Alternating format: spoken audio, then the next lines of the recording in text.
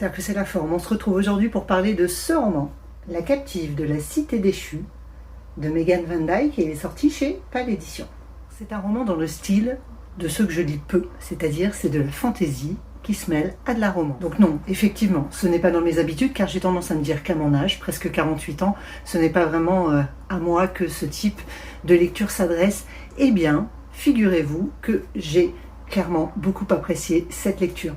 Alors pourquoi je l'ai aimée? Je l'ai surtout aimée parce que je trouve qu'elle est parfaitement dosée. Elle est dosée dans le style fantasy et elle est également dosée dans le style romance.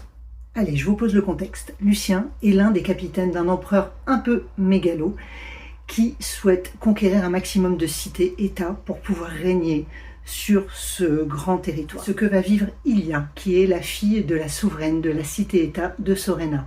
Afin de garder sous son joug tout ce peuple, l'empereur a pris pour habitude de kidnapper quelque part l'une des personnes importantes de chaque cité-État. Et là, bien entendu, c'est Ilia, la fille de la souveraine, qui va être capturée.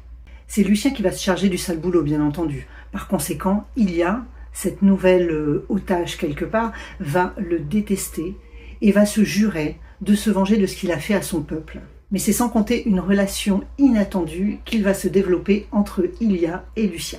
C'est là que débute cette romance.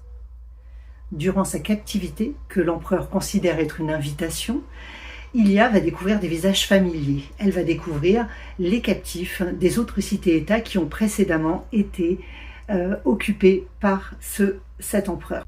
Lucien, lui, le capitaine, ne jure que par la parole de son empereur qui lui a sauvé la vie quand il était petit et l'a pris sous son aile afin d'en faire le soldat qu'il est aujourd'hui.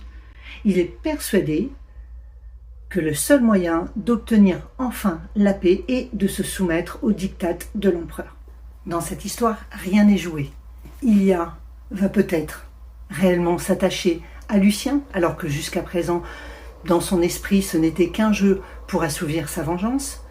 Lucien va peut-être, lui, se mettre à douter de ce que l'empereur lui a toujours tenu comme discours. Alors, je vous le disais, il y a de la romance. Donc, effectivement, une histoire va se développer entre nos deux protagonistes avec une ou des scènes un petit peu caliente. Donc, je précise que ce livre s'adresse à un public averti. Mais voilà, tout est dans la parcimonie, ni trop peu. Donc voilà, ce côté-là, je l'ai beaucoup apprécié. On en est sur la même chose, et je vous le disais, sur la fantaisie.